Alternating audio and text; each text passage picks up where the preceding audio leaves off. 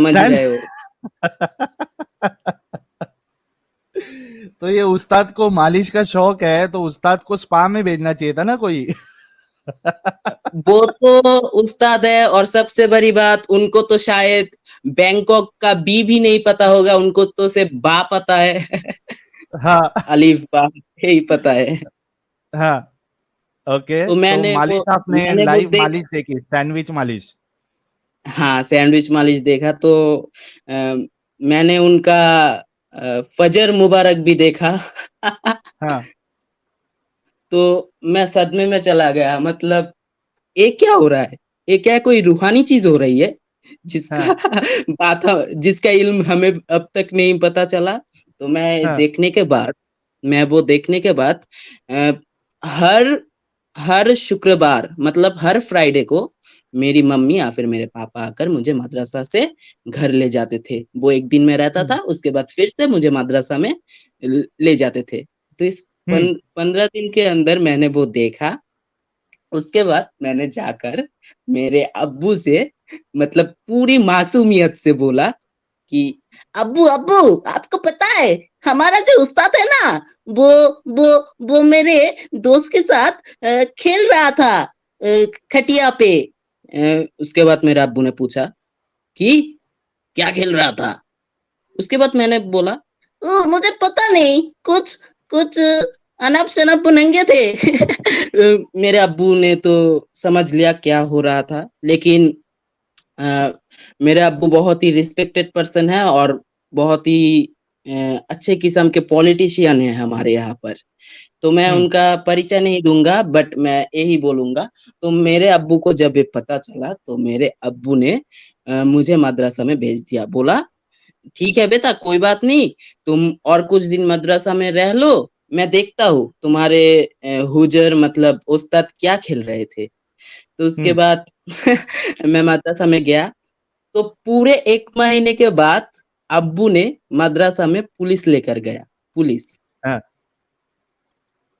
Police ले जाने के बाद अ, हुजूर को तो कितना कूटा हुजूर ने। और जो बांग्लादेश से है, आप सबको तो पता ही होगा ये कौन सा मदरसा है, मैं नहीं बोलूंगा, लेकिन बहुत लोगों को पता होगा, लेकिन कोई बात नहीं।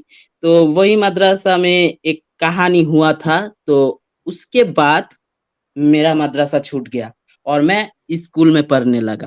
हम्म। इतना मतलब वो 1 महीने में अगर वो सीन नहीं होता तो पता नहीं मेरा क्या होता। और मैं आज आप लोगों के साथ एक कहानी शेयर ना करके मैं आप लोगों के इस्लाम साथ का डिबेट दिफा कर रहा करने आते हैं। था। हाँ, इस्लाम हाँ का हाँ, दिफा डिबेट। करने आते हैं।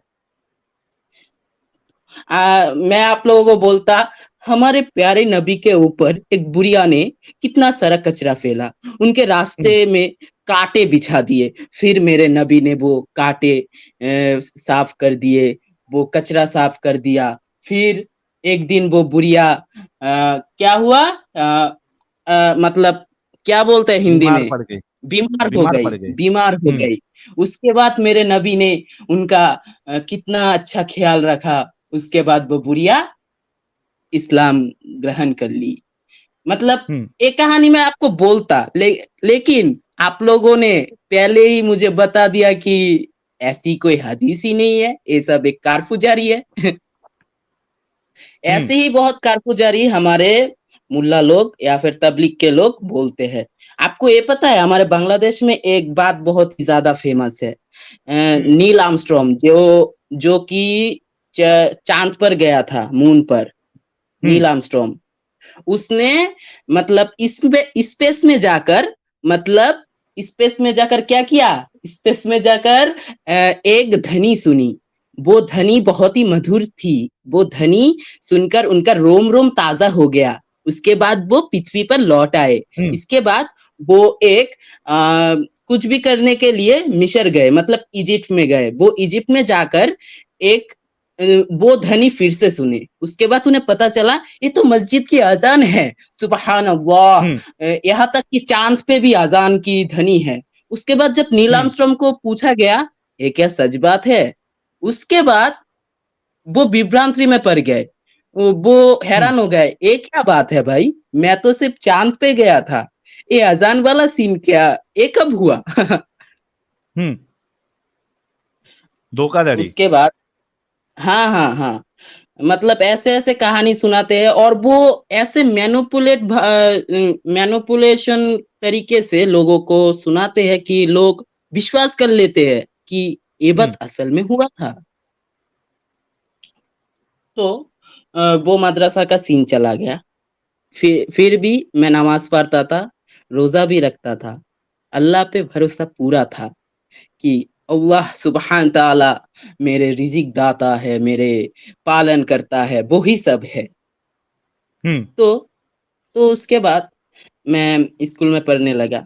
फिर जब मैं मेरा 10th का एग्ज़ाम दिया, उसके बाद मेरा एक और आर्क शुरू हो गया। उस आर्क को आप बोल सकते हैं चिल्ला आर्क। ओके, क्या चिल्ला आर्क मतलब क्या? मतलब 10th का एग्ज़ाम देने के बाद मुझे वही तबलीग वाले लोग आकर अच्छा, चिल्ला तब लगाने मेरे के लिए 40 दिन, अच्छा ऐसा। चिल्ला हाँ, लगाने के हाँ। लिए बुला रहे थे। 40 दिन की हाँ, जमात में बुला रहे थे, ओके।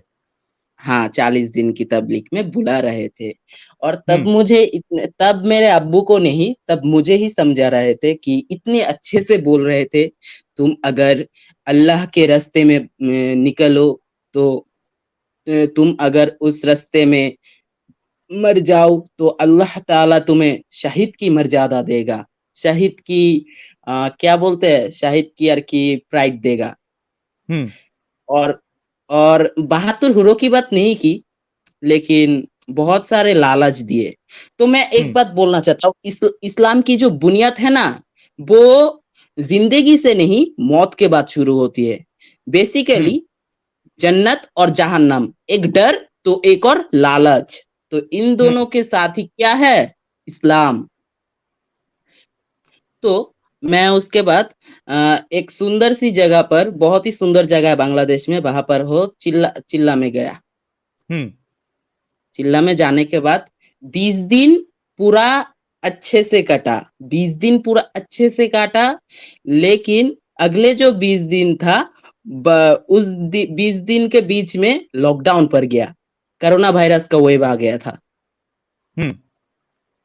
अच्छा, रिसेंटली? तो रिसेंटली नहीं, लॉकडाउन कब, हाँ, 2-3 वही साल 3 साल पहले। पकड़ लो, 3 साल पहले। हाँ हाँ हाँ हाँ, वही टाइम। हुँ, तो लॉकडाउन पड़ा था। हमारे जो आमिर साहब, मतलब आमिर साहब को क्या बोलते हैं साहिल भाई, मतलब हिंदी में? आमिर ही नेता। बोलते हैं। अ, हाँ हाँ, हाँ, वो आमिर होता है आमिर जो जो लीडर होता है, वो जो मैं बता दूँ जो सुन रहे हैं, तबलीग जमात में एक कॉन्सेप्ट होता है, उसमें वो लोग जो है 3 दिन, 40 दिन या 4 महीना, मोस्टली ये 3 वो होते हैं, या तो 3 दिन के लिए लेके जाएँगे या 40 दिन के लिए लेके जाएँगे या 4 महीने के लिए। तो 40 दिन वाले को चिल्ला कहते हैं वो लोग, ठीक है? और एक 4 महीना होता है सबसे बड़ा पीरियड।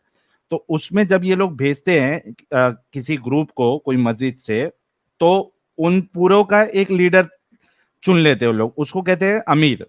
उस जमात का वो अमीर होगा, लीडर होगा, वो अमीर उनको जैसा इंस्ट्रक्ट करेगा, वैसे-वैसे वो जितने लोग उसके अंडर में है, उनको सबको ज़रूरी है कि उस अमीर की बात मानें। अमीर जो बोलेगा वैसा करने का, जहाँ चलने बोलेगा वहाँ चलने का, तो वो लीडर होता है। जी।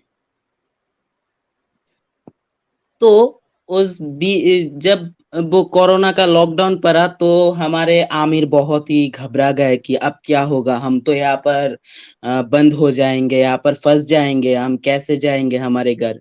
तो उन्होंने सारे मशवरा, सारे जो अमल है, सारे अमल को भूल कर वो गाड़ी खोजने में निकल गए। कौन से गाड़ी में हमें जाना चाहिए, क्या करना अच्छा, चाहिए, अल्लाह पे से कैसे हम भरोसा यहाँ हट से गया। निकल सकते हैं, मतलब अल्लाह पे से भरोसा हट हाँ गया, हाँ, अभी गाड़ी ढूँढ रहे हैं। सारा अमल गया तेल लेने, पहले गाड़ी खोजो, हम कैसे जा सकते हैं। हुँ, तो तो उस दिन ही उन लोगों ने गाड़ी खोज लिया। गाड़ी खोजने के बाद मैं जब उस गाड़ी में बैठा और बहुत सारे लोग थे, उसके बाद मैं मज़ाक-मज़ाक में कह रहा था, अगर ये गाड़ी खराब हो जाए तो क्या होगा? उसके बाद गाड़ी 1 किलोमीटर नहीं चला था, वो गाड़ी जाने के बाद खराब हो गया। हाँ, वो काली वो जबान है क्या आपको तो तुम्हारी? पता ही होगा। हाँ हाँ भाई, आप तो अंतर्यामी हो। उन लोगों ने बिल्कुल यही बात बोला। हाँ, मतलब मुझे इतना बुरा लगा, एक बच्चे को अगर आप बोलोगे तू क्या पनौती है, तेरी हाँ, जबान ठीक नहीं है, तेरी काली जबान है, मतलब जो जो अंधविश्वास वाले बातें थे, मुझे इतना बुरा लगा, इतना बुरा लगा, मैं क्या बोलूं। मुझे चिल्ला में भेजा था एक बात बोल के, और जाकर मैं दूसरे ही इन्वायरमेंट को फेस कर रहा था। ओके। हाँ, तो उसके बाद वो गाड़ी खराब हो गया। तो उस रात हमने किसी एक मस्जिद में कटाया। उस मस्जिद में उसके बाद बहुत लोगों के साथ बहुत लोगों की बहस हुई। आमिर साहब बोल रहे थे ये सब हमारी गलती है, हमने सारे अमल को छोड़कर गाड़ी खोजने में निकल गए, इसीलिए अल्लाह ने हमारे गाड़ी को खराब कर दिया। और कई लोग बोल रहे थे उस लड़के ने बोला था कि गाड़ी खराब हो जाएगा, इसीलिए गाड़ी खराब हो गया। मतलब मैं तब मन मन में बोल रहा था, साला मैं भगवान टगवान हूँ क्या, मैंने बोला और गाड़ी खराब हो गया। हाँ, जो भी हो, जो भी हो, तो दूसरे दिन उन लोगों ने गाड़ी खोजा। तो गाड़ी खोजने के बाद हम हमारे मतलब शहर में चले गए। तो शहर में चले जाने के बाद हमारे यहाँ का जो मस्जिद है बहुत ही बड़ा मस्जिद है। तो मैं आपको बोल देता हूँ, मेरे घर से हमारा मस्जिद बिल्कुल 1 मिनट का रास्ता है। अगर मैं चल के हम्म, जाऊँ 1 मिनट में मैं पहुंच सकता हूँ, और जो मैं दौड़ के जाऊँ तो 10 सेकंड में पहुंच सकता हूँ।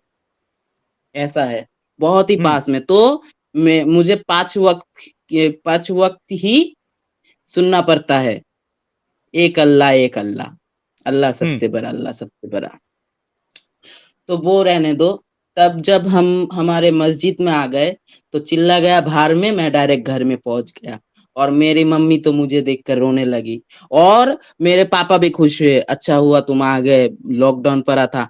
फिर उन तबलीग वालों ने फतवा देना शुरू कर दिया, अरे तुमने क्या किया, तुम्हारा चिल्ला तो खराब हो गया, तुम घर क्यों गए, घर जाने से तुम्हारा चिल्ला खराब हो गया है, तुम्हें पूरा 40 दिन मुसाफिरों की तरह रहना था, तुम्हें मस्जिद में रहना था। मैंने उसके बाद बोला, आप आपका चिल्ला रखो, मैं मेरे घर में रहता हूँ। डायरेक्ट मैं ऐसे ही बोल दिया था। तो उसके उसके बाद से मेरे ऊपर उन लोगों का अलग ही एक, क्या बोलते हैं, मतलब गुस्सा था। मतलब उन मैं अगर उनको कुछ बोलता, अच्छी बात बोलने पर भी वो मेरे ऊपर क्या गुस्सा हो जाते थे। तो वो चिल्ला, और चिल्ला में एक बहुत ही मजेदार बात है, आपको पता है, चिल्ला में जो हम्म, हमारा आमिर था ना, वो मशवरे में सबसे पूछता था कि आप क्या क्या करना चाहते हैं, मतलब सबको एक एक काम देता था। तो उस काम में एक काम आया उस दिन, मुझे इतना हंसी आया। तो एक काम था कि आप कौन कौन खिदमत करना चाहते हैं। आपको तो हम्म, पता ही होगा तबलीग में जो खिदमत का जो ही है, खाना पकाना ये वो। तो उन्होंने पूछा, सभी लोगों ने दाया हाथ उठाया, लेकिन हमारे आमिर ने बाया हाथ उठाया, पूछो क्यों। क्यों? क्योंकि उनके पास उनका दाया हाथ ही नहीं था। अरे रे रे रे रे रे, फिर? सॉरी भाई, सॉरी भाई, सॉरी सॉरी भाई। मैं भी ना, तो जो भी हो। तो उस उस सीन के बाद मैं अ, बहुत ही, मतलब इस्लाम से बहुत ही ये हो खारिज हो गया था, मतलब बहुत ही दूर दूर रहने लगा। और मैंने एक हदीस भी पढ़ी थी कि एक साहबी ने उसके लौंडी को आजाद कर दिया, मतलब गुलाम को आजाद कर दिया। उसके बाद नबी करीम सल्लल्लाहु अलैहि वसल्लम ने उस साहबी को बोला, तुम इस लौंडी को आजाद ना करके अगर तुम तुम्हारे मामा को दे देते तो तुम्हें तुम्हें ज्यादा ज्यादा जवाब स्वाब मिलता। मिलता। हम्म। आपको तो पता ही होगा इस हदीस के बारे में। हाँ, पता है। ये पढ़ने के बाद मुझे बहुत ही, लेकिन वो लोग मुझे ऐसे मैनिपुलेट करते थे चिल्ला में, कि एक कहानी सुना है, उहुद के जो जिहाद था उसमें जो मोहम्मद के जो क्या चाचा थे हमजा।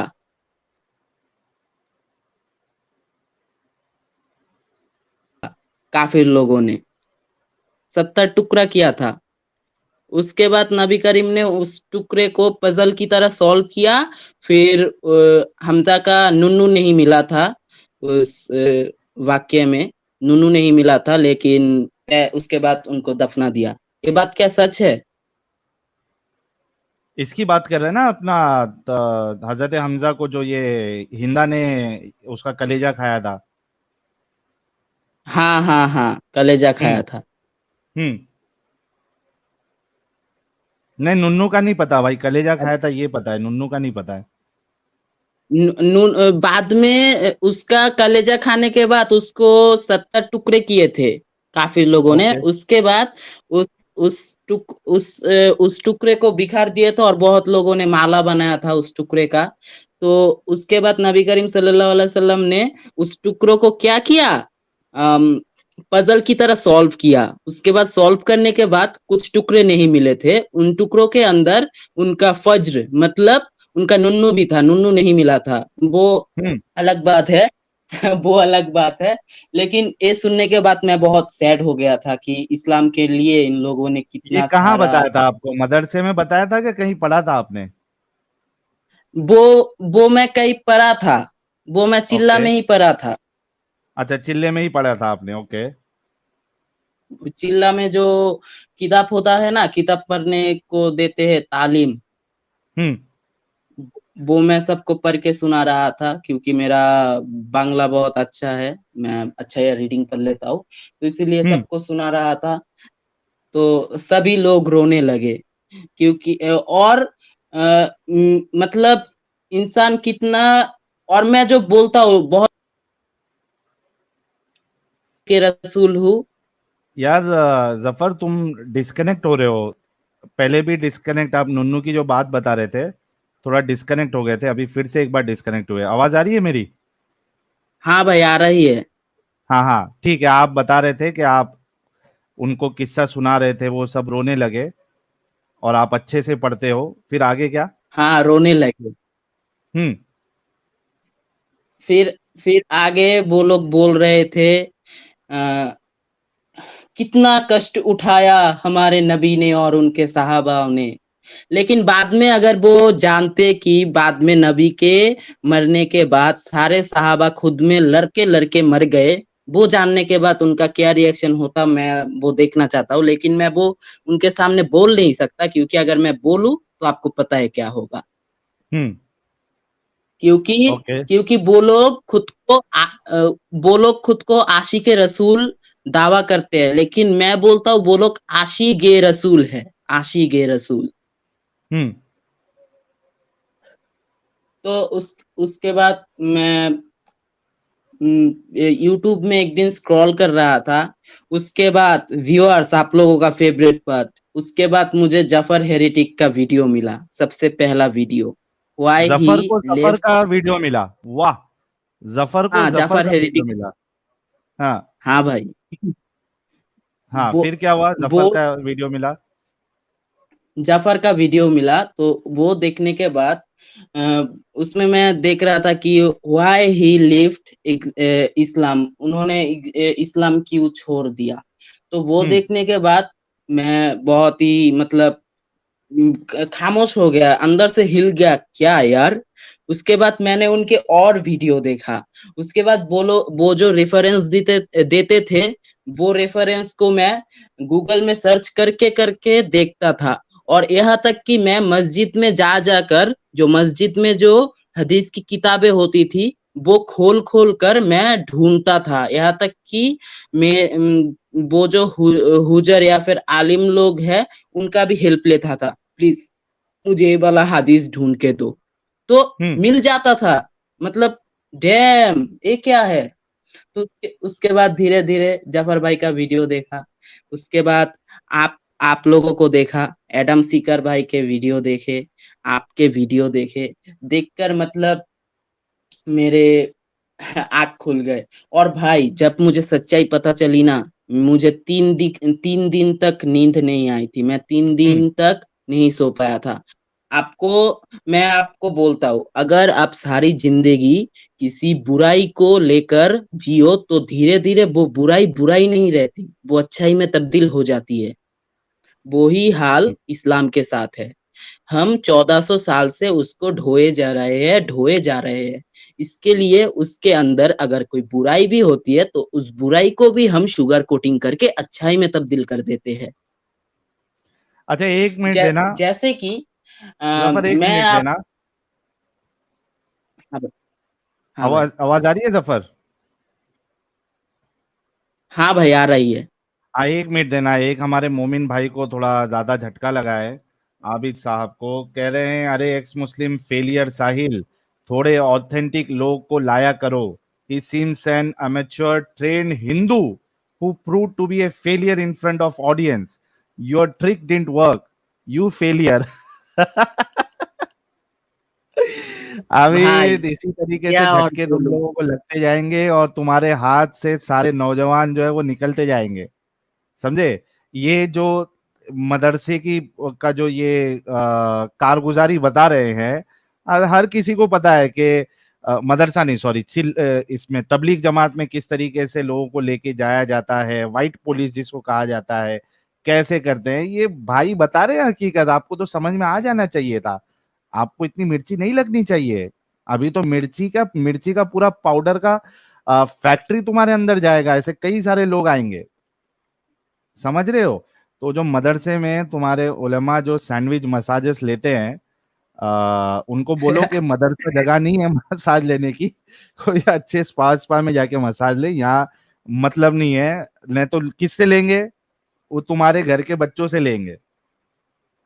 तो थोड़ा होश के नाखून चबाओ आबिद साहब, वरना आपके बच्चों के साथ इसी तरीके का सैंडविच मसाज लिया जाएगा। जी जफर, आबिद कंटिन्यू साहब करो। मैं आपसे आबिद साहब मैं आपसे एक बात कहना चाहता हूँ। आप जो आपके बच्चों को मदरसा में भेजते हो ना, वो जो आपके जो उस्ताद है, वो लोग जो आपके बच्चा को आप समझते हो कि दीन की तालीम देंगे, सच्चाई सिखाएंगे, लेकिन अंदर ही अंदर वो लोग आपके बच्चों को गिलबान समझते हैं। गिलबान का मतलब पता है? अल्लाह ताला ने जन्नत के अंदर एक फैसिलिटी सेट करी है, जिस फैसिलिटी में मोतियों की तरह सुंदर सुंदर बच्चों, मतलब लड़के, मतलब क्या फैंटेसी है यार, अच्छी फैंटेसी है वैसे। हम्म। बहुत ही क्रिएटिव, बहुत ही क्रिएटिव थे हमारे रसूलुल्लाह।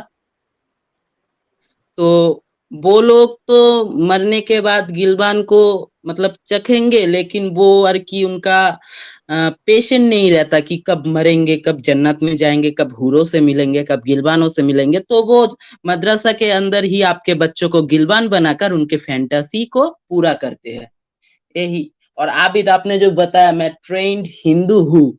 ट्रेंड हिंदू मतलब मैं हिंदू लड़का हूँ, लेकिन मुझे ट्रेंड किया गया है मतलब ये सब बोलने के लिए। तो शिट मैन, क्या बोलूं आपको। आप लोग जो है ना बहुत ही मिसअंडरस्टैंडिंग में रहते हो, और बचपन से ही आप लोगों के अंदर एक चीज घुसा दिया गया है क्या, कोई भी अगर गलती हो, वो यहूदियों की गलती है, क्रिश्चियनों की गलती है, वो हिंदुओं की गलती है।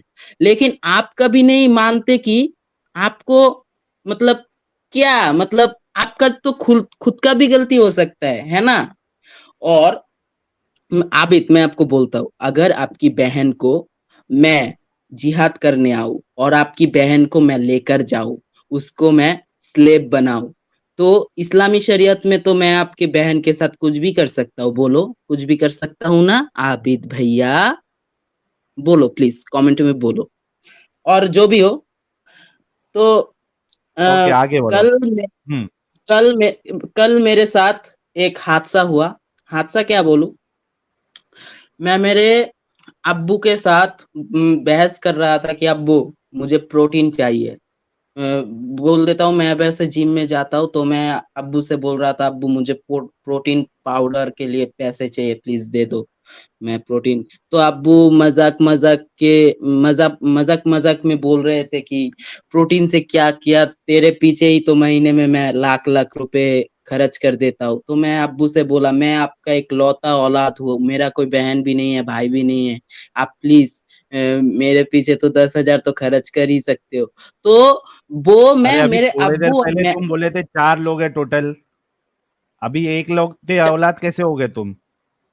मैं, मेरा अब्बू, मेरा माँ और मेरे बिल्ली, यही हम 4 लोग हैं। अच्छा बिल्ली, बिल्ली okay, okay, okay, okay sorry. I am really sorry, मेरे को लगा ओके, 4 लोग सो पहले बोले थे ना। ओके, ठीक है। हाँ, तो अब्बू क्या बोले? तो अब्बू मेरे साथ वैसे ही मज़ाक कर रहे थे। अब्बू को वैसे मैं बोलने से अब्बू दे देता है।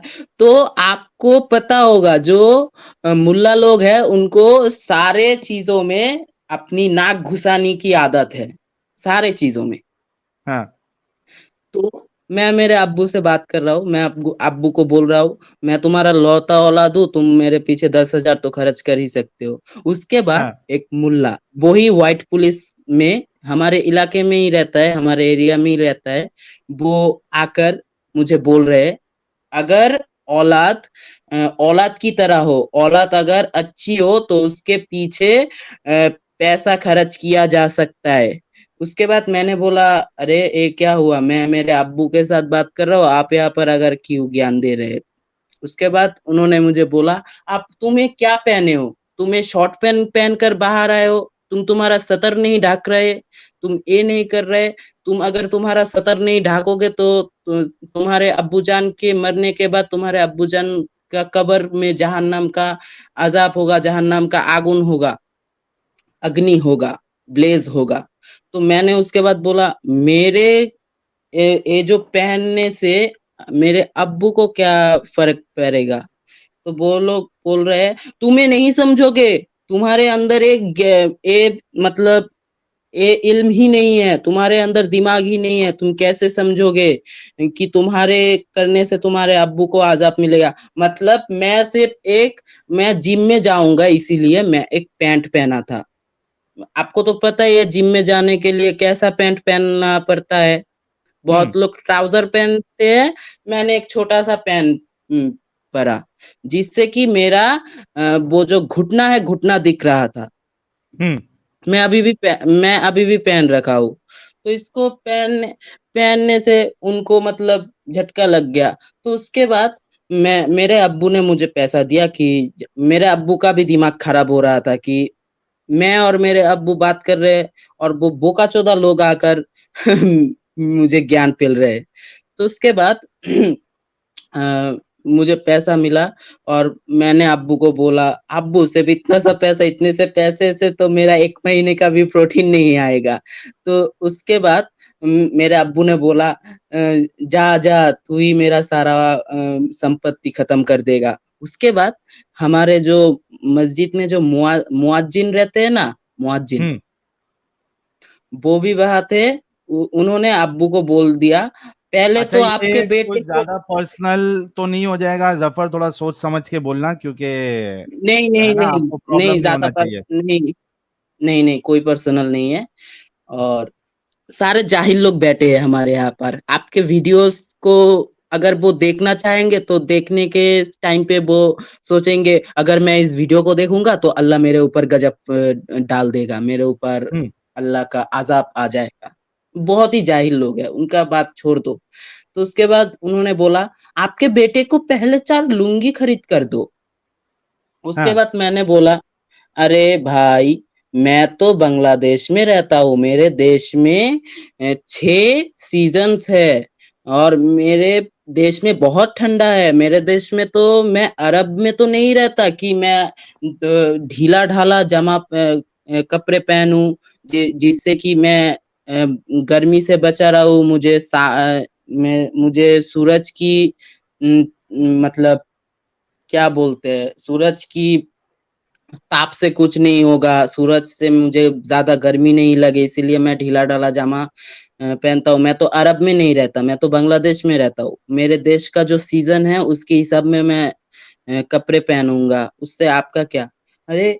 वो सुनकर वो तो आग बबूला हो गए और मैं खिसक लिया वहाँ से। खिसक कर मैं जिम में चला गया। उसके बाद मैंने आपकी बात सोची कि अ, ज साहिल भाई ने तो मुझे बोला था मुझे सेफ रहने के लिए और उनसे मतलब सेफ रहने के लिए, तो मैं जिम से आया। जिम से आने के बाद मैंने एक लुंगी पहना।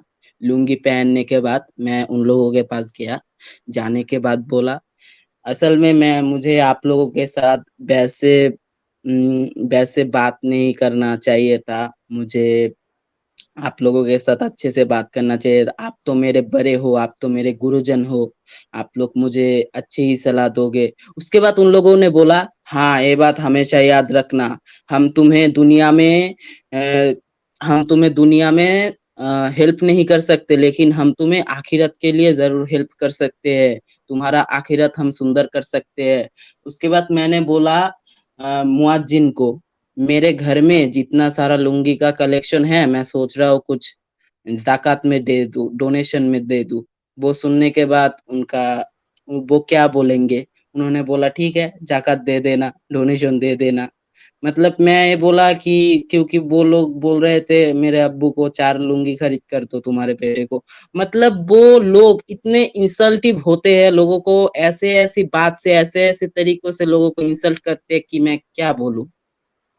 अच्छा जफर, लेकिन मेरा अब्बू थोड़ा-सा ये तो समझो कि तुम्हारा थोड़ा पर्सनल ये हो गया इन्फॉर्मेशन। आपने जफर का वीडियो देखा, उसके बाद आपने हमारा वीडियो भी देखा, तो और आपने कहा कि मैंने क्रॉस चेक भी किया है बहुत सारी चीजें। तो क्या क्या चीजें आपको इस्लाम में गलत लगी और जिसकी बुनियाद पे आपने पूरी तरीके से इस्लाम को तर्क कर दिया? सबसे पहले मैं बोलना चाहूँगा, इस्लाम का और साइंस का क्या ताल्लुक है। हम्म। आप अगर 1515 की फ़तवा देखोगे प्रिंटिंग प्रेस के ऊपर, तो 1500 पर साहिल भाई अगर कुछ नहीं माइंड करते तो आप क्या स्क्रीन शेयर कर सकते हो? आप थोड़ा-सा हाँ, 1515 का फ़तवा प्रिंटिंग प्रेस के ऊपर सर्च कर सकते हो? क्या सर्च करना है? 1515 का फतवा। हाँ, 1515 का फ़तवा प्रिंटिंग प्रेस के ऊपर। ओके, एक मिनट रुको। आप लिखो पंद्रह पन सौ पंद्रह 1505 फतवा on the printing press.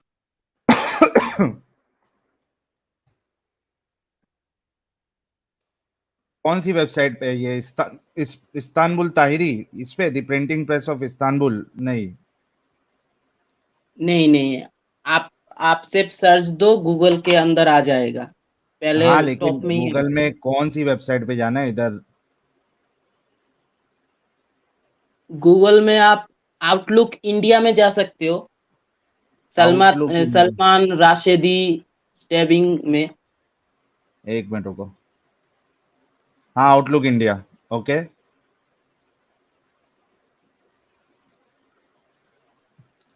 Salman Salman Salman Rushdie stabbing, what is a fatwa and why does Satanic Verses author face one? यही वाला? Fatwas have been a, issued since the early Islamic period in the 7th century and were used to direct followers on a number of issues, including matters, questions of religious ethics, prayer rituals or habits, questions and dilemmas regarding marriage and relationships, and more. Earlier in August, noted writer Salman Rushdie was stabbed in an unprovoked attack by a man in New York, while the health of the author, who sustained severe injuries in his eye and other parts and was recuperating in the ICU, has reportedly shown signs. इसमें फतवे का जिक्र किधर है? एक minute रुको। ए, ए, फतवा है भाई। मैं आपको पढ़ के सुनाता हूँ। इन हाँ, 15 in 1515 for instance हाँ, मिल शाइख गया अल मुझे। इस्लाम ऑफ द मिल गया, मिल गया। हाँ मिल हाँ गया, ये वाला है ना? However, fatwas have been known to have led to decrees for capital punishment in previous eras. In 1515, for instance, Sheikh al Islam of the ulama, learned scholars, issued a fatwa that printing was haram, forbidden. This resulted in a decree of death penalty against those found guilty of using a printing press. Incidentally, a fatwa was used again in the 1800s to allow printing of non religious books. The 1504 Oran fatwa, for instance, was issued to allow Muslims several religious relaxations in order to survive when Islam was forbidden in Castile, leading many Muslims to convert to Christianity तो forcibly. Muslim bodies have over the year also filed several fatwas against imperial domination of the West, Western colonialism and Zionism. जी.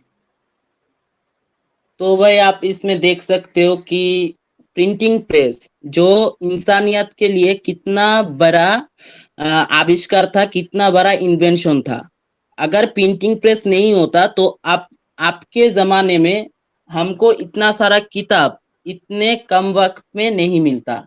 लेकिन वो जो 1515 का वक्त था, उस time पे जो वो क्या उस्मानिया सल्तनत है ना, उस्मानिया सल्तनत में वो जो प्रिंटिंग प्रेस था, प्रिंटिंग प्रेस को यूज करना बिल्कुल ही हराम था। अगर प्रिंटिंग प्रेस को आप यूज करोगे तो आपको डेथ पेनाल्टी मिलेगी। अगर आप प्रिंटिंग प्रेस पे कोई किताब अगर आप कॉपी करते हो, एग्जाम्पल के लिए आप अगर कुरान प्रिंटिंग प्रेस पे अगर कॉपी करते हो तो आपको डायरेक्ट डेथ पेनाल्टी मिल जाएगी। मतलब आप अगर प्रिंटिंग प्रेस पे कुरान कॉपी करते हो तो आपको मार दिया जाएगा, एकदम से आपको कत्ल कर दिया जाएगा। और जैसे जैसे वक्त निकला, साइंस ने तरक्की की और जब मुल्लाओं ने देखा कि साइंस के बगैर अब गुजारा नहीं हो सकता, तब प्रिंटिंग प्रेस को हलाल करना पड़ा। और आपके आंखों के सामने है जो कितने सारे प्रिंटिंग कुरान है।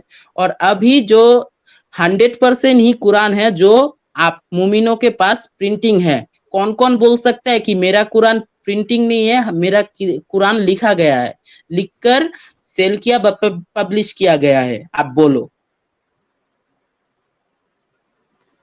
बिल्कुल, जरूरत आज की जरूरत है ना, पहले उनको पता नहीं लगा था कि ये दुनिया की जरूरत बन जाएगी, तो सीधा उसको हराम करार दे दिया, बाद में फतवे को चेंज कर दिए जरूरत के हिसाब से। तो इतना तो हिपोक्रेसी होती है इन मुल्ला मौलवियों में। तो साहिल भाई, इस्लाम का एक और साइंस है, आपको क्या पता है कि जहन्नम का जो आग है, जहन्नम का आग मतलब हेल फायर के लिए लोगों को बुखार होता है? हाँ, हदीस में है।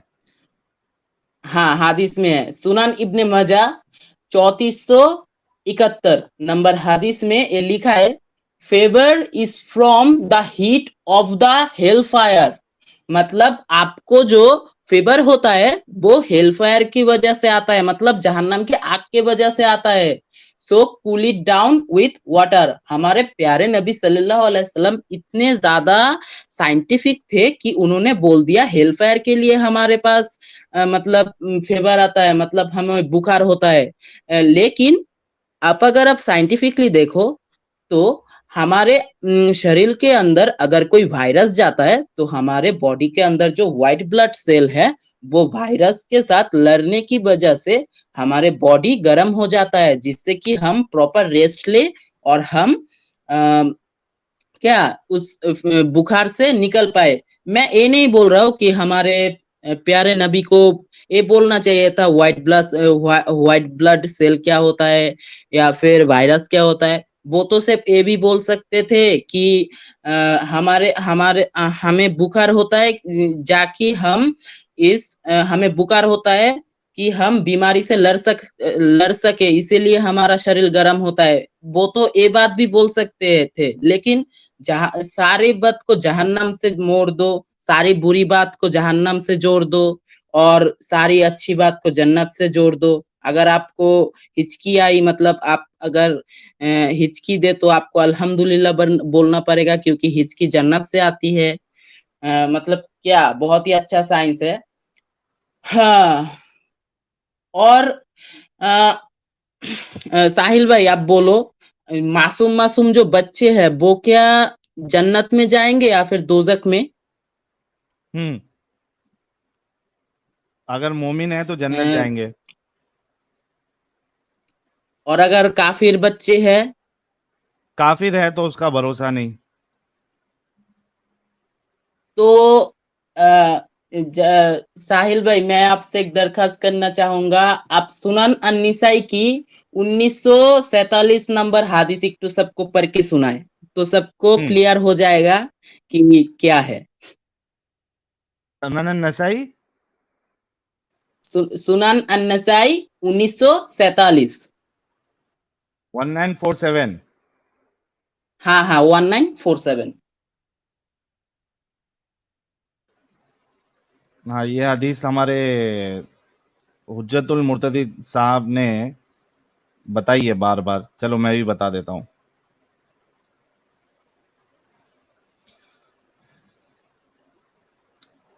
The mother of believers, Aisha said, one of the children of the Ansar who had died was brought to the messenger of Allah, so he prayed for him.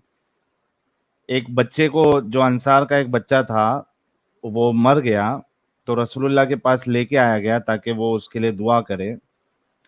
Aisha said, how fortunate he is, one of the little birds of paradise. हजरत आयशा कहती है कि कितना खुशनसीब ये बच्चा है कि वो जन्नत की एक चिड़िया में से छोटी चिड़िया होगा।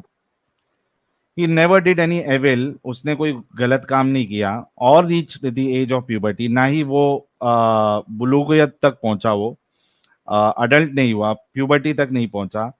ही सेड, अल्लाह के रसूल कहते हैं, it is better not to say anything, ये बेहतर है कि आप कुछ ना कहें। ओ आयशा, ए Aisha, Allah the mighty and sublime, Allah जो है वो created paradise and created people for it, Allah ने जन्नत और लोग उसके लिए बनाए। He created them in the loins of their fathers, उन्होंने जो बच्चे हैं आपने उनको बाप के लॉइंस में क्रिएट किए। लंगोट लंगोट। हाँ, एंड ही क्रिएटेड हेल, और उसने जहन्नम बनाए, and created people for it, और उसके लिए लोग बनाए। And he created them in the loins of their fathers, और उनको भी जो जहन्नम में जाने वाले हैं वो भी उनके बाप के लॉइंस में बनाए गए। तो रसूलुल्लाह ने तो बच्चे के लिए भी ये कहा है कि भाई उसके लिए भी ये ना कहो कि वो जन्नत जाएंगे। जी, तो भाई इस हादिस को पढ़ के हम ये तो बोल सकते हैं कि रसूलुल्लाह से आयशा का इंसानियत ज्यादा था, क्योंकि आयशा बोल रही थी कि ये जो बच्चा है वो बड़ा नहीं हुआ, यहाँ तक कि वो इस एज तक नहीं पहुंचा जब लोग गुनाह करते हैं, खराब काम करते हैं, तो वो तो एक डायरेक्ट जन्नत में ही जाएगा। तब हमारे हरामी रसूलुल्लाह ने बोला कि ओ आयशा, ऐसी बात ना भाई करो। थोड़ा आराम से थोड़े नॉर्मल नॉर्मल वर्ड यूज करो।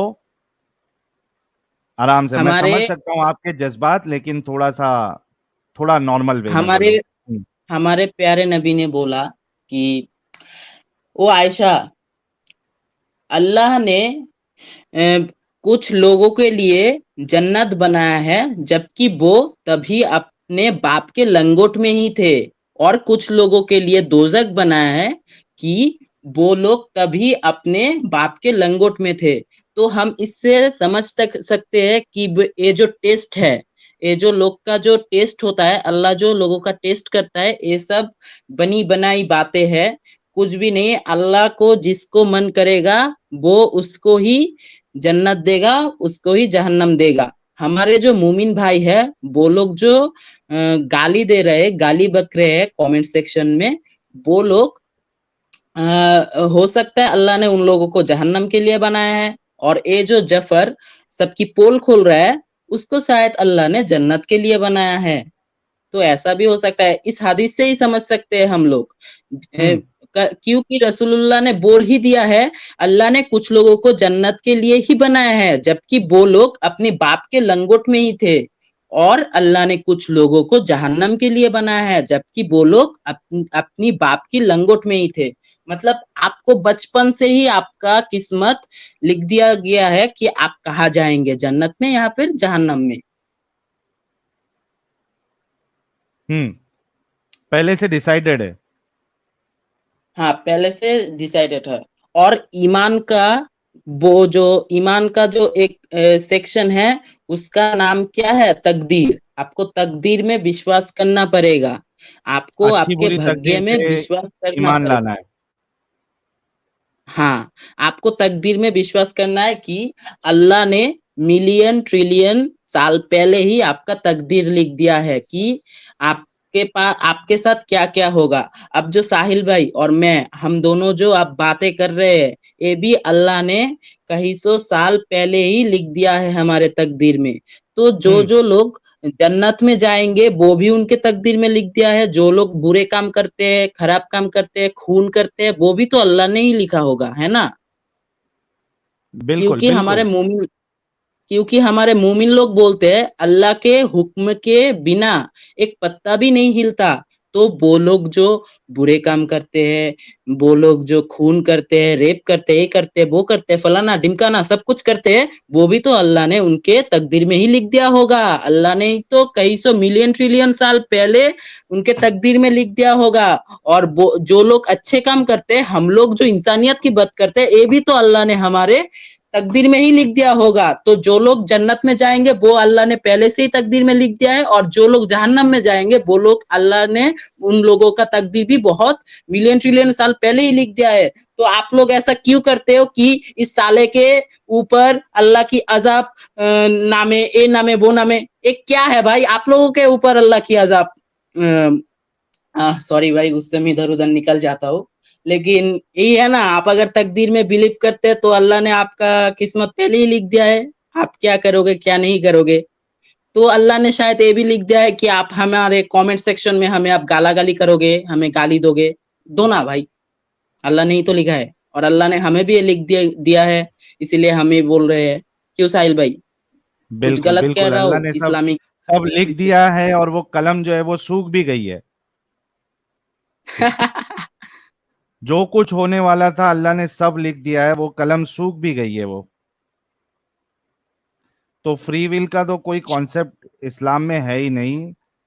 वो जो फ्री विल दी है वो भी ऐसी है कि आखिर में जाके अल्लाह ने अगर जन्नत लिखी है तो जन्नत जैसा काम करेगा आदमी, और अगर जहन्नम लिखी है तो जहन्नम जैसा काम करेगा। तो वो तो फिक्स है, उसमें कोई शक नहीं। इस पे तो कई बार हमने स्ट्रीम कर चुके हैं।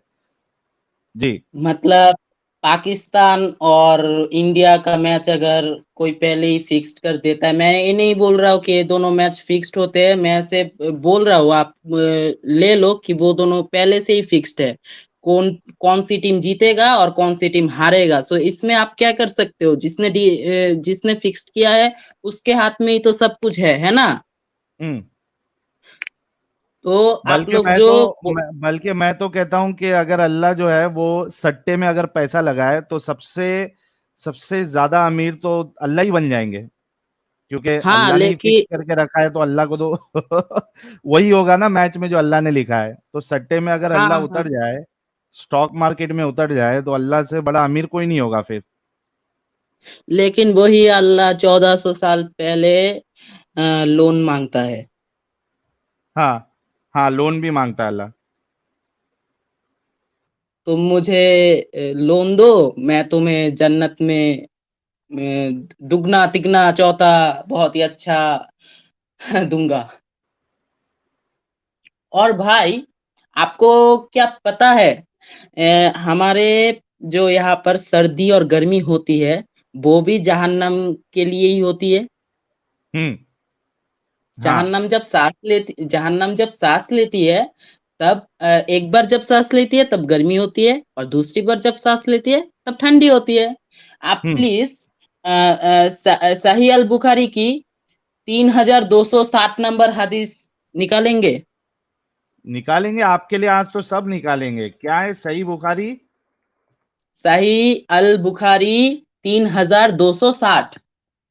3260। लगता आज पूरा प्रिपेयर करके आया है ये जफर। आज पूरा एकदम बम्बू लगाने के चक्कर में है जफर। रुको साहिल भाई, ओपन मैं सोच करता हूँ। रहा हूँ कि बांग्लादेश में तो वैसे भी कोई यूट्यूब चैनल नहीं है, मैं सोच रहा हूँ कि मैं भी एक यूट्यूब चैनल खोल लूँ और आपकी तरह बम्बू घुसा दूं एक को। भाई जितने लोग चाहते हैं, अमित एक पोल लगाओ, जितने लोग चाहते हैं कि जफर ने अपना चैनल ओपन करना चाहिए बांग्ला लैंग्वेज में, और उस पे लाइव स्ट्रीम लाइव डिबेट्स करना चाहिए, वो लोग पोल में आप लोग बताएंगे कि जफर को चैनल ओपन करना चाहिए। और ये तेजी से इतना कमेंट्स भाग रहा है कि जिसका अंदाजा कोई नहीं लगा सकता। तो ये हदीस पहले देख लेते हैं। क्या लिखी हुई है। और अमित एक पोल लगा दो जब तक। हाँ लगाता हूँ, और ये स्क्रीन पे है हदीस। और ये बहुत स्पीड में कमेंट चल रहा है, कुछ समझ में नहीं आ रहा क्या चल क्या रहा है। हाँ हाँ ओके, हदीस में पढ़ देता हूँ। सही बुखारी हदीस नंबर 3260 कहती है कि रसूलुल्लाह सल्लल्लाहु अलैहि वसल्लम ने फरमाया, जहन्नम ने अपने रब की हुजूर में शिकायत की। ओ देखो, जहन्नम शिकायत कर रही, वाह वाह वाह। जहन्नम ऐसे जैसे कोई इंसान है, कोई कोई लेडी है। जहन्नम अल्लाह के यानी अपने रब के हुजूर में शिकायत की जहन्नम ने, और कहा कि मेरे रब, मेरे ही बाज हिस्से ने बाज को खा लिया है। ओहो हो, लोहा लोहे को काटता है उस तरीके से जन्नत कह रही है कि मेरे ही हिस्से ने मेरे बाज हिस्से को खा लिया। भाई लॉजिक गई तेल लगाने, लॉजिक कॉर्नर में बैठ के रो रहा होगा। अल्लाह ताला ने इसे 2 सांसों की इजाजत दी। फिर वो कंप्लेंट जो जहन्नम ने अल्लाह से की, तो अल्लाह ने क्या किया, अल्लाह ने 2 सांसों की इजाजत दी। अब ये जहन्नम भी सांस लेती है भाई, हम इंसान लेते हैं, जहन्नम भी सांस लेती है। मोमिनो और मोमिनाओं, जरा देखो, जरा साहिल सुनो। भाई ये शिकायत करने से साहिल भाई ये शिकायत करने से पहले जहन्नम बेचारी सांस भी नहीं ले सकती थी, ये जरा ख्याल कीजिए। और तो अल्लाह ने उसके बाद जो है 2 सांसों की इजाजत दी, वो भी 2 सांस। तो क्या होता है, एक सांस जाड़े में और एक गर्मी में। एक बार वो सांस लेती है जाड़े में और एक बार लेती है गर्मी में। अभी इसी से ही पता चलता है कि रसूलुल्लाह के मुताबिक धरती जो है चपटी है। क्यों? क्योंकि रसूलुल्लाह को क्या लगा होगा कि भाई अगर उनके वहां पे ठंडी है तो पूरी दुनिया में ठंडी है, उनके वहां पे गर्मी है तो पूरी दुनिया में गर्मी है। हालांकि ऐसा नहीं है, ठंडी का मौसम चेंज होते रहता है। जैसे जैसे आप जो है वो जगह चेंज करते हो, कंट्रीज आपकी चेंज होगी, ठंडी गर्मी वहां पे किधर 6 महीना गर्मी, किधर 6 महीना ठंडी, किधर पूरा क्या कहते हैं उसको, तो 12 महीना पूरे ठंडी रहती है, किधर 4 महीना रहती है जैसे कि इंडिया में होता है। तो वो रसूलुल्लाह को ये सारी चीजें पता ही नहीं थी, ना अल्लाह को पता थी। वो कह रही है कि 2 सांस लेती है, एक सांस में ठंडी, एक सांस में गर्मी। अरे भाई रसूलुल्लाह की यही सारी चीजें जो है आप लोगों के लिए काफी होना चाहिए कि कोई उनको परम ज्ञान नहीं था, ये सब बोंगिया मारा है। रसूलुल्लाह ने जितनी उनको नॉलेज थी उस हिसाब से उन्होंने बोंगिया मारी है। खैर आगे क्या कहती है, तो साहिल भाई, ये मैं खत्म कर लेता हूं। तो कहते हैं हाँ अल्लाह भाई, के रसूल, अल्लाह ताला ने इसे 2 सांसों की इजाजत दी, एक सांस जाड़े में और एक गर्मी में। तुम इंतहाई गर्मी और इंतहाई सर्दी जो इन मौसमों में देखते हो, इसका यही सबब है। यानी आप जो बहुत ज्यादा गर्मी और बहुत ज्यादा ठंडी देखते हो, उसका सबब, उसका रीजन ही है, उसकी वजह ये है कि वो जहन्नम जो है वो सांस ले रही है। 2 सांस की इजाजत है उसको। वाह भाई वाह। और उसको भी मतलब साल में 2 सांस की जरूरत है। ये है हमारे रसूलुल्लाह का साइंस और रसूलुल्लाह का नॉलेज। हाँ भाई जफर आगे। साहिल भाई मुझे लगता है कि इस हदीस में बाद में कुछ ऐड किया गया होगा, लेकिन मुझे लगता है आप पहले बोलो, हमारे हाँ, रसूलुल्लाह कहाँ रहते थे? हम्म, मक्का में हमारे रहते थे ना। रसूलुल्लाह रहते हमारे रसूलुल्लाह सबसे बड़ी बात, वो रेगिस्तान में रहते थे। हम्म, और वो जो रेगिस्तान है, दिन के वक्त अगर क्या बोलते हैं सैंड को, हिंदी में क्या बोलते हैं, बाली बोलते हैं ना? रेत, रेत रेत। हाँ रेत। बालू बालू, रे, हाँ रेत बालू रेत भी बोलते हैं, रेत रेत के, भी बोलते हैं। हाँ, हाँ बालू भी बोलते हैं, रेत भी बोलते हैं। और ये हाँ अरब वो, वाली जो है राजस्थान में, इसको बालू बोलते हैं सेल में। हम्म, हाँ वो जो रेगिस्तान में जो बालू रहता है, अगर दिन के टाइम बालू के ऊपर अगर सूरज का जो गर्मी है वो पड़ता है, तो फिर वो बालू बहुत ही ज्यादा गर्म हो जाता है, और रात के वक्त वही बालू सबसे ज्यादा ठंडा हो जाता है। आप अगर एक फ्रिज के अंदर एक पानी का प्याला और एक बालू का प्याला रख दो, तो बालू सबसे ज्यादा और सबसे तेजी में ठंडा होगा। तो रसूलुल्लाह शायद ये बोलना चाह रहे थे कि दिन के वक्त वो जहन्नम सांस लेता है एक, और रात के वक्त एक और लेता है। तो ऐसे दिन के वक्त बहुत ही ज्यादा गर्मी हो जाता है और रात के वक्त बहुत ही ज्यादा ठंडा हो जाता है। क्योंकि रसूलुल्लाह सल्लल्लाहु अलैहि वसल्लम इतने भी ज्यादा मतलब इंटेलिजेंट नहीं थे कि वो मौसम का हिसाब लगाए, वो शायद दिन का ही हिसाब लगा रहे थे। दिन में बहुत ही ज्यादा गर्मी, अरे ड्रॉप हो गया, आ गया। इस हादिस को दिन जो में है मतलब शुगर सांस कटिंग लेते हैं और करके, रात में सांस छोड़ते हैं जहन्नम, ये बोलना चाह रहे हाँ हाँ, हैं। जी। मुझे लगता है मौसम की बात बाद में ऐड किया गया था, क्योंकि मौसम का जो चीज है मौसम का, वो क्या बोलूं, लेकिन चाहे यहाँ पर उसको आप मौसम से ले लो, चाहे उसको रोज का मामला ले लो, तो ये बात फिर भी फिट नहीं होती है, क्योंकि कई सारी जगह पे दिन में भी सूरज ही नहीं निकलता, या दिन में भी ठंडा रहता है, रात में भी ठंडा रहता है, गर्मी होती नहीं है। हाँ, मैं तो बोल ही रहा हूँ कि ये इलॉजिकल थिंग है। मैं सिर्फ बोल रहा हूँ तो कि रसूलुल्लाह इतने भी ज्यादा इंटेलिजेंट नहीं थे कि वो मौसम की बात करे, वो शायद दिन की ही बात कर रहे थे।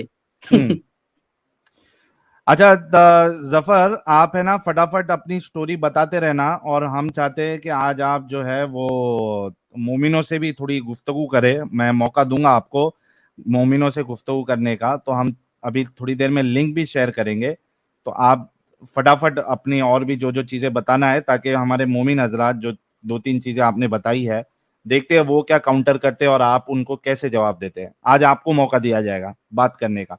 कौन कौन चाहता है कि आज थोड़ा मौका जो है वो जफर को दिया जाए हमारे मोमिन हजरात से बात करने का? कमेंट में जरूर बताइएगा। जी जफर, कंटिन्यू करिए, और क्या बताना है? तो मैं जो हदीस पढ़ता था, तो मैं बहुत ही सारे मुल्लाओं से पूछता था, इस हदीस में ये क्यों बोला गया है, इस हदीस में क्यों बोला गया है। तो वो लोग मुझे बोलते थे कि तुम अभी हदीस वदीस मत पढ़ो, हदीस अगर पढ़ोगे तो तुम नास्तिक बन जाओगे, तुम गुमराह हो जाओगे, ये बोलते थे। अच्छा, उसके बाद वो मैं, बोलते। हाँ। हाँ भाई, यही बोलते थे, अगर मैं हादिस पढ़ूंगा तो मैं गुमराह हो जाऊंगा, मैं नास्तिक बन जाऊंगा। उसके बाद मैंने बोला तो फिर मैं कुरान ट्रांसलेशन के साथ पढ़ लेता हूँ। तो वो भी बोल रहे थे, तुम अगर कुरान ट्रांसलेशन के साथ पढ़ो तो तुम गुमराह हो जाओगे। मतलब क्या यार, सिर्फ रट्टा मारू अरबिक। नहीं तो इतनी खतरनाक खतरनाक बातें जो लिखी है, तो जाहिर सी बात है कि कोई भी पढ़ेगा, कोई भी दिमाग वाला इंसान पढ़ेगा, तो वो तो गुमराह ही हो जाएगा, वो तो निकल ही जाएगा इस्लाम से। लेकिन डॉक्टर साहब तो इसमें से बिग बैंग निकल देते हैं।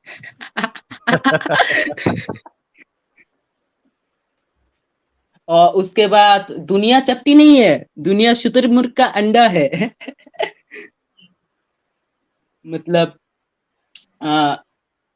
और भाई मैं एक बात बोल देता हूँ, कुरान में से अरब की जो फ्रूट्स है, जो फल है, उनका ही क्यों जिक्र है? ये भी तो हो सकता था, आम, बनाना, उसके बाद हमारा कटहल, ये सब क्यों नहीं है? सिर्फ अरबिक फ्रूट का ही नाम है। हम्म। और मैं सबसे इंटरेस्टिंग बात, मेरे जो दो दोस्त है उनको जो मैं मुर्तद बनाया था, कैसे उनको इंसानियत के रास्ते में लाया था। तो मेरा एक दोस्त है, उसका नाम मैं अबू बकर दे देता हूँ। तो मैं अबू बकर के साथ बैठा हुआ था। मैं ऐसे बोल रहा हूँ कि जैसे पहला सहाबी अबू बकर था, वैसे ही मेरा पहला सहाबी या फिर मेरा पहला फॉलोअर या फिर मेरा मुर्तद मेरा दोस्त, उसका नाम अबू बकर मैंने रख दिया इससे अच्छा, आपने अपने दोस्त इससे को भी मुर्तद बना दिया? हाँ। वाह, मैं जबरदस्त। तो एक दिन अजान हो रहा था, तो अजान के बीच में कुत्ता भौंक रहा था। तो मैंने हम्म। मेरे दोस्त को बोला बंधु मित्र, मैं तुम्हें एक बात बोलूं कि ये जो अजान के टाइम जो कुत्ता भौंकता है ना, कुत्ता तो इतना समझदार नहीं है, उनका ब्रेन सेल तो बहुत ही छोटा है, ब्रेन तो बहुत ही छोटा है। तो जब वो अजान की आवाज सुनते हैं तो वो समझते हैं कि कोई और कुत्ता भौंक रहा है या फिर कोई और जानवर गुर्रा रहा है। इसी वजह से उनको लगता है कि कोई और जानवर गुर्रा रहा है, इसीलिए वो भी भौंकने लगते हैं। उसके बाद मेरे दोस्त ने बोला, हाँ दोस्त, मैं मेरे मन में भी ये सवाल था लेकिन किसी से कर नहीं पाया, तूने आज खुद से ही कहा, तो इसीलिए मैं अभी बोल रहा हूँ कि मुझे भी ऐसा ही लगता है, क्योंकि वो तो इतना समझते नहीं है। और ये बात बहुत ही पहले की है, एक बहुत पहले की नहीं, रिसेंटली